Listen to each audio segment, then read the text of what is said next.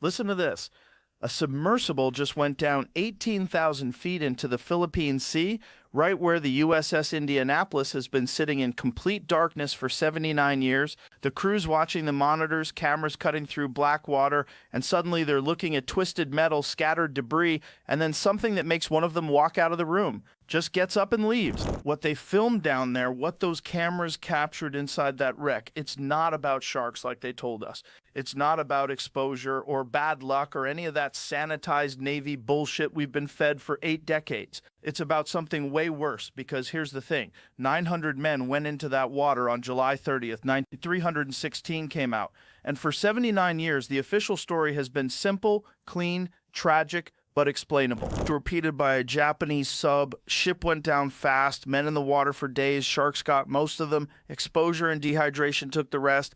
Captain got court-martialed, case closed, move on, except when they finally got cameras down to that wreck, when technology advanced enough to actually see what's sitting 3.5 miles down in the darkness, the evidence told a completely different story. The Indianapolis wasn't just another casualty of war. This ship had just completed the most classified mission in naval history. It delivered the components for Little Boy, the atomic bomb that would level Hiroshima 10 days later. Uranium-235 sitting in a lid bucket, explosive components in separate containers, the whole package that would end World War II and start the atomic age.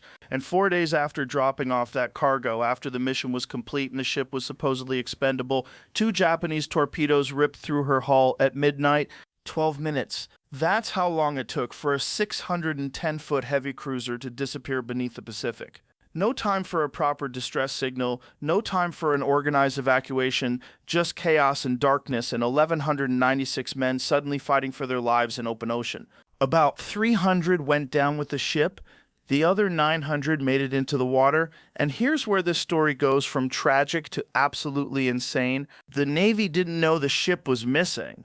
Think about that for a second. 900 men floating in the Pacific Ocean, scattered across miles of water, burning in the tropical sun, and the United States Navy had no idea they were out there. The Indianapolis was on radio silence, standard procedure to avoid enemy detection. She wasn't scheduled to report her arrival in Lake Gulf for several days, so when she didn't show up on July 31st, nobody noticed.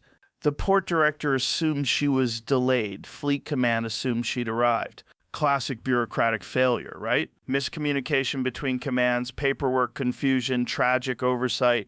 Except it wasn't an oversight. The wreck footage proves it. Those cameras went inside that ship and found things that don't match the official narrative at all. Medical supplies that shouldn't be there, radiation detection equipment, evidence of secondary explosions that had nothing to do with Japanese torpedoes, and positioning of remains that suggests men were deliberately trapped in forward compartments. This wasn't incompetence, this was something else entirely. You want to know what happened in that water during those 4 days? Forget the sharks for a minute. The sharks came later, and yeah, they were there. Oceanic whitetips, probably the most aggressive species in the ocean, but that's not what killed most of those men. The official story focuses on sharks because sharks are a simple explanation. Nature's cruelty, unpredictable, unavoidable. It shifts responsibility away from the people who made decisions in offices and command centers. What actually killed those men was exposure, sure, but not the way you think. It was dehydration under a sun that turned their skin into leather. It was hypothermia at night because 85-degree water pulls heat from your body faster than air. It was hallucinations from drinking salt water, men swimming down to the Indianapolis thinking she was just below the surface, never coming back up. It was fuel oil coating their lungs, chemical burns from that oil mixing with tropical sun, mass psychosis as groups of men went collectively insane from 3 days without water. But here's what the Navy didn't want anyone talking about: the uranium. That ship had been carrying weapons-grade uranium-235 across the Pacific. When those torpedoes hit, when the explosions tore through the forward section and ignited the fuel tanks, radioactive material scattered into the water. The men floating in that debris field were swimming in contaminated ocean for 4 days straight, and the Navy knew it. The submersible footage shows radiation detection equipment stored in the sickbay, potassium iodide tablets, the stuff you take for radiation exposure, Geiger counters stowed near the medical supplies. The ship had been prepared for a radiation emergency. The crew hadn't been told about it. Now you might be thinking, okay, tragic accident, Navy trying to protect classified information about the atomic bomb program. Understandable in wartime, even if it's morally questionable. But it goes deeper than that, way deeper. Because when rescue finally came on August 2nd, it wasn't because anyone was looking for the Indianapolis. It was pure chance, completely accidental. A pilot named Wilbur Gwynn was flying a routine patrol, had an antenna malfunction, was adjusting it when he happened to look down and saw an oil slick. Thought it was a downed aircraft, flew lower to check it out. What he saw was men in the water, dozens of them scattered across miles of ocean, waving, some barely moving, sharks circling. He radioed immediately. Another pilot, Adrian Marks, took off in a PBY Catalina seaplane with orders to assess the situation but not land because the seas were too rough. Marks circled those survivors, watched sharks attacking men too weak to fight back, and made a decision that probably saved 56 lives. He violated direct orders and landed that plane in 12-foot swells, conditions that should have torn the aircraft apart. His crew pulled men aboard until the plane was so overloaded they had to lash survivors to the wings. That plane never flew again. Marks knew it wouldn't when he made the choice to land. Other rescue ships finally arrived, USS Doyle, USS Bassett, pulling bodies from the water. Living and dead, 316 survivors total. Nearly 600 had died in 4 days. The survivors were emaciated, covered in burns, traumatized beyond description. Some died on the rescue ships from organ failure. Medical teams were completely overwhelmed by what they were seeing. And this is where the betrayal really begins. The survivors were taken to military hospitals and immediately ordered not to discuss what happened. Not the rescue, not the sinking, not the days in the water, nothing. Debriefings were conducted individually. Stories were discouraged from matching up. Medical records were immediately classified. The Navy's official investigation started within days, but the focus wasn't on why the ship wasn't tracked or why rescue took 4 days. The focus was on blame. Why didn't Captain Charles McVeigh prevent the sinking? That's what they wanted to know. Not why 900 men floated unnoticed in the Pacific for 4 days, but why one man hadn't zigzagged his ship enough to avoid a submarine.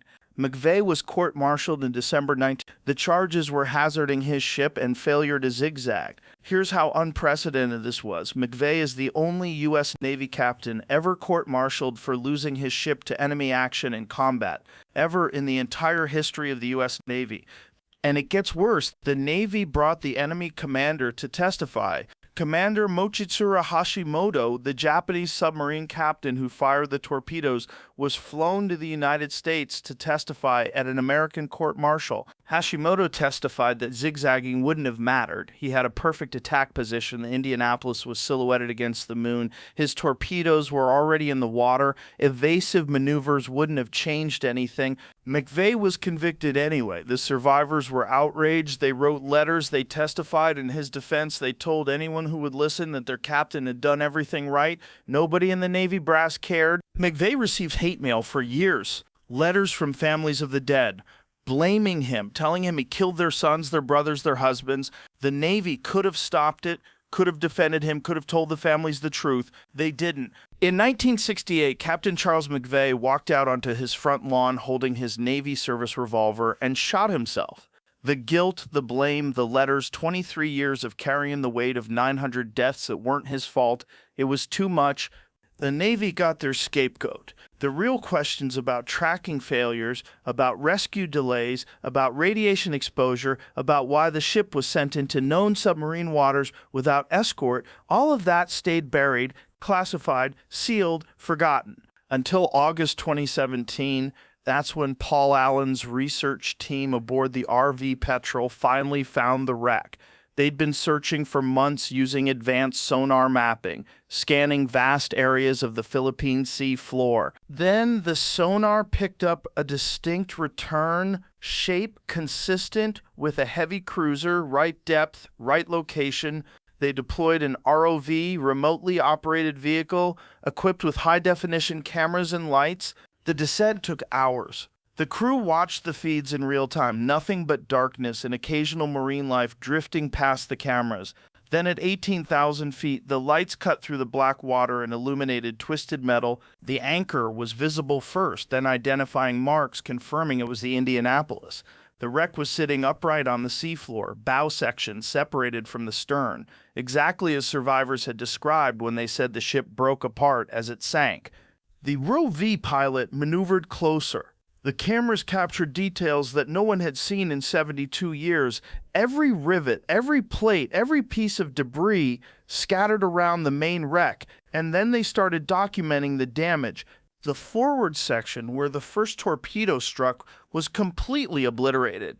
The bow was just gone, torn apart by the explosion and the force of the sinking. Metal was peeled back like aluminum foil, entire compartments exposed to the cameras. This is where it gets disturbing. Those forward compartments should have been empty. Standard procedure when a ship is flooding from the bow is to evacuate everyone aft, get them away from the damaged sections. But the cameras showed remains still at their stations. Men in the forward area who never got the order to evacuate, or got it too late, or couldn't reach escape routes before the compartments flooded. The communication systems had been destroyed in the first seconds of the attack. The men forward had no idea what was happening. They died at their posts, waiting for orders that never came, in darkness as water poured in and the ship plunged toward the bottom. Think about that, trapped in a flooding compartment 200 feet below the surface. No light, no communication, no way out. The second torpedo had hit midship, right near the fuel tanks. The explosion should have been bad, but the blast pattern the cameras captured showed something else. The explosion originated inside the fuel storage area, not at the point of torpedo impact. That suggests a secondary explosion, something inside the ship that went off after the torpedo hit. Possibly munitions stored improperly, possibly something else. The Navy had loaded that ship in a hurry after the uranium delivery. Standard procedures might not have been followed. The ROV moved to the officer quarters. Personal effects were scattered but recognizable, preserved by the cold water and lack of oxygen at that depth, including documents, papers that should have been destroyed during the sinking, classified materials that Navy protocol demanded be burned or weighted and thrown overboard, code books, cipher materials, mission orders, all sitting there at 18,000 feet. These documents contained references to the uranium shipment, proof that the Navy knew exactly what the ship had been carrying and exactly what the risks were. Then the cameras moved to the sick bay. Medical supplies were still racked on the walls, equipment secured in place, but the quantities were wrong. There were way more supplies than a ship this size would normally carry for a crew of 12. Anti-radiation medications, potassium iodide tablets specifically, the stuff you take to protect your thyroid from radioactive iodine, Geiger counters stored in a cabinet near the medical station. This wasn't standard equipment for a heavy cruiser. This was specialized gear for dealing with radiation exposure. The Navy knew the cargo was dangerous. They'd equipped the ship for a radiation emergency. They'd loaded extra medical supplies specifically for treating exposure, but they never told the crew what they were carrying or what the risks were. The ROV surveyed the debris field next. Wreckage scattered 600 yards from the main hull. This is normal for a ship that breaks apart during sinking. Pieces separate and drift as they fall. But something about the pattern was wrong. Personal effects were clustered in specific areas. Life jackets grouped together, dozens of them in tight formations. This showed where survivors had grouped in the water, staying together for safety and morale, dying together when they couldn't hold on anymore. Some of these clusters were 2 miles from where the ship went down. The men had drifted with the currents before they died. Ocean current analysis shows that specific areas of the debris field were convergence zones, places where floating debris naturally collects. But those zones were also radiation hotspots. The dispersed uranium from the explosion would have concentrated in those exact areas, carried by the same currents that moved the survivors. The men who drifted to those zones were exposed to the highest levels of contamination. They would have died faster than other groups, shown more severe symptoms, suffered more. The Navy would have known this from basic oceanographic models. They could have predicted where the survivors would drift, where the highest concentrations would be. When rescue ships finally arrived, they were directed to specific coordinates, not where the most survivors were, but where the healthiest survivors would be. Away from the contamination zones, away from the men who'd been exposed the longest. Was it deliberate? Did someone in a command center look at current models and make a decision about which men to save and which to leave? The submersible footage can't answer that, but the pattern is there, clear as day. One more thing the cameras found, and this is the most disturbing part. The torpedo damage section showed evidence of additional explosives, not from the Japanese attack, scuttling charges, demolition equipment, blast patterns that came from inside the ship. The timing of these explosions, based on the damage patterns and debris scatter, suggests they went off hours after the initial torpedo attack, after the ship was already sinking, after most of the crew was in the water. Why would the Navy have detonated scuttling charges on a ship that was already going down to make sure it sank completely, to ensure it went deep enough that recovery would be impossible, taking all evidence of the uranium cargo with it? This explains why distress calls were ignored even though the ship got a signal out. The Indianapolis couldn't be allowed to drift, couldn't risk Japanese recovery, couldn't risk exposure of the atomic bomb program that was still secret when the ship went down. 900 men in the water weren't the priority. Protecting the mission was. Even after the mission was complete, even after the bombs had been delivered, the secrecy mattered more than the rescue. Now let's talk about what actually happened to those men during those 4 days, because the official story doesn't come close to the reality. Night 1, 900 men scattered across miles of ocean, most with life jackets, some without. Initial shock relief at surviving the sinking, officers organizing groups trying to keep morale up. Some groups of 20 or 30 men, others alone, all of them dealing with injuries from the explosion, burns, fractures, internal trauma. Fuel oil covered everything. It was in their eyes, their mouths, coating their skin. Some men were swallowing it without realizing, coating their lungs with toxic oil. The water temperature was 85 degrees. Sounds warm, sounds survivable. But water pulls heat from your body 25 times faster than air at the same temperature. Even in 85-degree water, hypothermia sets in within hours. Your core temperature drops, you start shivering, your brain function deteriorates. First deaths came that first night.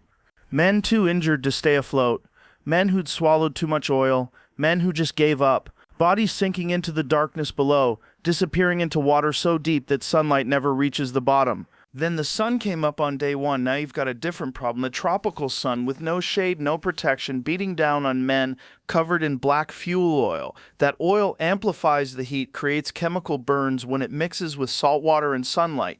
Lips cracking within hours, skin blistering, severe sunburn that goes deeper than surface tissue. Dehydration setting in immediately because you're surrounded by water you can't drink. Salt water makes it worse. Every mouthful dehydrates you further. By afternoon of the first day, men were already hallucinating. Seeing rescue ships on the horizon, seeing land, seeing the Indianapolis still afloat just below them. The most dangerous hallucination was thinking they could swim to something. They'd break away from groups, swim toward mirages, and never come back, drowning alone in pursuit of rescue that didn't exist. The Kapok life jackets were absorbing water, getting heavier, losing buoyancy. Men had to make a choice: keep the waterlogged jacket that's dragging you down, or take it off and risk not being able to stay afloat. Most kept them on, which meant more energy expenditure, faster exhaustion. Night 1 brought hypothermia back. Your body temperature drops at night, even in warm water, especially after a full day of sun exposure and dehydration. Men huddled together for warmth, but that only works if everyone can hold on. Day 2, this is where it got really bad. Mass hallucinations from severe dehydration, brain swelling from 3 days without fresh water, salt poisoning from desperate men drinking seawater thinking it would help. Men were seeing entire hotels underwater, submarines cruising just below the surface, thinking the Indianapolis was right there if they could just swim down to her. They'd dive, swim down in the black water, never surface again. Others were attacking groupmates over imagined water supplies, fighting each other, tearing at life jackets, thinking someone was hoarding drinking water. Group discipline completely breaking down, officers dying, leadership dissolving. Now, the sharks showed up in numbers, oceanic whitetips attracted by blood and thrashing and the irregular movements of struggling men. These aren't frenzied movie attacks. These are calculated predators picking off the weak, the isolated, the dying. Survivors describe men just disappearing, pulled under without a sound, sometimes just a swirl in the water, sometimes nothing at all, blood spreading in the water, attracting more sharks, the feeding frenzy building over hours. But even with the sharks, that's not what killed most of them. The radiation exposure is what the Navy couldn't talk about. The symptoms started showing up on day 2, nausea, vomiting, diarrhea. At the time, it was attributed to swallowing seawater, to oil ingestion, to stress. But medical records that were classified until 2001 show patterns that don't match those explanations. Unusual burns that weren't from sun or oil, immune system failures, blood disorders. The men floating in areas where uranium debris had concentrated were getting hit with radiation exposure for 4 days straight. Their DNA was being shredded at the cellular level, bone marrow shutting down, organs starting to fail. Day 3. Most of the men still alive were barely conscious. Severe dehydration causes your brain to swell inside your skull, pressure building, cognitive function gone. You can't think, can't reason, can't even understand you're dying. Some groups had managed to stay organized, officers keeping count, keeping men together, trying to maintain hope. But even those groups were losing members hourly, men too weak to hold on to life jackets anymore, slipping under the surface while their group mates watched. Day 4, August 2nd, this is when Gwynn spotted them by accident. Out of the 900 men who'd entered the water, maybe 400 were still alive at that point. Many of those wouldn't survive the rescue, dying on the ships from organ failure, from hypothermia, from injuries that had festered for 4 days. Final count, 316 survivors out of 1,196 who'd been aboard, 880 dead, most of them in that water, most of them in ways the Navy didn't want to document or explain or acknowledge. The survivors who made it were taken to military hospitals, and the cover-up started immediately. Individual debriefings, orders not to discuss what happened, medical records classified. The official investigation focused on Captain McVeigh, not on why rescue took 4 days. Not on why the ship wasn't tracked, not on why multiple layers of protocol failed simultaneously. Just on one man who could take the blame and protect everyone else up the chain of command. McVeigh's court-martial was a show trial. The verdict was predetermined. The testimony from Hashimoto didn't matter. The defense from survivors didn't matter. The Navy needed a scapegoat to close the case and move on. For 50 years, the medical records stayed sealed. The radiation exposure data stayed classified. The oceanographic models showing where survivors had drifted stayed buried in archives. The demolition evidence stayed unreported. In 1996, an 11-year-old kid named Hunter Scott did a history project on the Indianapolis. He interviewed 150 survivors for a school paper. Their testimony was consistent, unanimous. McVeigh was innocent. The Navy had failed them. Scott launched a campaign for exoneration. The survivors joined him, men in their 70s and 80s fighting for their captain who'd been dead for decades. In 2000, Congress passed a resolution exonerating McVeigh of all charges. The Navy officially apologized, but McVeigh had killed himself in 1968, 32 years earlier. He died believing he was responsible, carrying guilt for 880 deaths that weren't his fault, destroyed by hate mail from families who'd been lied to. All to protect a secret that was already public by night. The atomic bomb was announced in August. Hiroshima was bombed August 6th. The mission was declassified almost immediately, but the cover-up continued for 50 more years. Why? Because admitting radiation exposure would create precedent for compensation, would open the Navy to liability, would force them to acknowledge they'd sent men into danger without warning, let them die without rescue, and blame someone else for their own failures. The wreck at 18,000 feet is protected now as a war grave. You can't salvage it, can't disturb it, can't remove artifacts. The 880 men who died are considered buried at sea. The site is their tomb.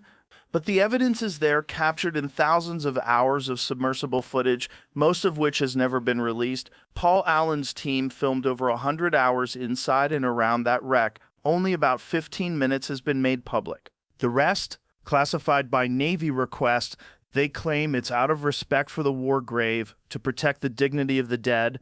The real reason is it shows evidence of scuttling charges, shows radiation damage to hull structures, shows sealed compartments where men were trapped, shows that forward sections were deliberately secured before the ship went down faster than evacuating them, less risk of someone escaping with knowledge of the cargo. Paul Allen fought those restrictions until he died in 2018. The footage is still locked in Navy archives, along with medical records that are still classified, along with rescue coordination logs that have never been released, along with oceanographic surveys that would show exactly where survivors drifted and which areas were contaminated. The Indianapolis is still protecting secrets 79 years later. The wreck will stay down there, slowly being consumed by bacteria, metal corroding, structure collapsing. The bow railing that was intact in 2022 had collapsed by 2024, 15 feet of railing now on the seafloor. Within a few decades, the whole wreck might be unrecognizable, but the digital scans preserve it forever, every millimeter captured, available for analysis as long as the Navy allows access to the data. Those 900 men deserved better. They deserved a rescue that came when the Navy first knew the ship was down. They deserved medical treatment for radiation exposure instead of being told to stay quiet. They deserved a captain who wasn't used as a scapegoat to protect admirals and bureaucrats. Most of all, they deserved the truth. Instead, they got a story about sharks and bad luck and one man's failure to zigzag. They got decades of lies, classified documents, sealed records, and a narrative that blamed nature instead of negligence. The submersible footage shows what really happened, shows the uranium detection equipment, shows the scuttling charges, shows the trap compartments, shows the debris patterns that prove contamination zones, shows everything the Navy spent 79 years trying to hide. And here's what really gets me about this whole thing. This wasn't unique. The Indianapolis is just the most obvious example because it was high profile, because it involved the atomic bomb, because the disaster was too big to completely suppress. How many other ships went down with classified cargo? How many other crews were left to die protecting secrets? How many other disasters were blamed on individuals instead of systemic failures? USS Thresher in 1963, nuclear submarine, 109 dead, cause still debated, a lot of the data still classified. USS Scorpion in 1968, nuclear submarine, 99 dead, explosion theories still classified, wreck evidence still restricted. The pattern repeats because we let it repeat. We accept classified as a valid answer. We believe national security justifies any decision. We trust institutions that have proven they'll sacrifice individuals to protect themselves. Those men floating in the Pacific for 4 days, the Navy knew where they were by day 2 at the latest. Oceanographic models would have shown drift patterns, search aircraft could have been deployed, rescue ships could have been rerouted. They chose not to. Someone in a command center made that decision, looked at the situation, weighed the options, and decided that rescue wasn't worth the risk of exposure. Not exposure to radiation, exposure of the mission. By the time rescue came, contamination had done its work. The men who survived were the ones who drifted away from the hot zones, who'd gotten lucky with currents, who hadn't been in the worst areas of concentration. The ones who died in those convergence zones, who suffered the worst radiation exposure, who showed symptoms the Navy couldn't explain, they stayed in the water. Some were recovered, but their bodies were too contaminated. Autopsies would have shown the truth. How many were buried at sea instead of being brought home? How many families were told their sons drowned when they'd actually died of radiation poisoning? How many death certificates list shark attack when the cause was organ failure from exposure? We'll never know because the records are sealed, classified, protected behind walls of national security that exist to protect institutions, not people. The Indianapolis crew knew something was wrong when they were loading that cargo in San Francisco. Heavy containers under armed guard, no manifest, no explanation, orders not to ask questions. They knew the ship was carrying something important, something dangerous, something that required complete secrecy. What they didn't know was that the secrecy mattered more than their lives. That once the cargo was delivered, they became expendable. That the same government that sent them on that mission would let them die in the water rather than risk compromising it. That's what the submersible footage really shows, not just twisted metal and scattered debris, but proof of a decision made in an office somewhere by someone who never faced consequences, who probably got promoted, who retired with honors and a pension. While 880 men died in the Pacific and their captain ate a bullet on his front lawn because he couldn't live with blame that wasn't his. That's what's terrifying about this story, not the sharks, not the suffering, not even the radiation. It's that it was all preventable, all avoidable, all the result of choices made by people who knew better and did it anyway. And those same institutions still exist, still make decisions, still classify failures, still sacrifice people to protect themselves. The Indianapolis sits at 18,000 feet, slowly disappearing, taking physical evidence with it.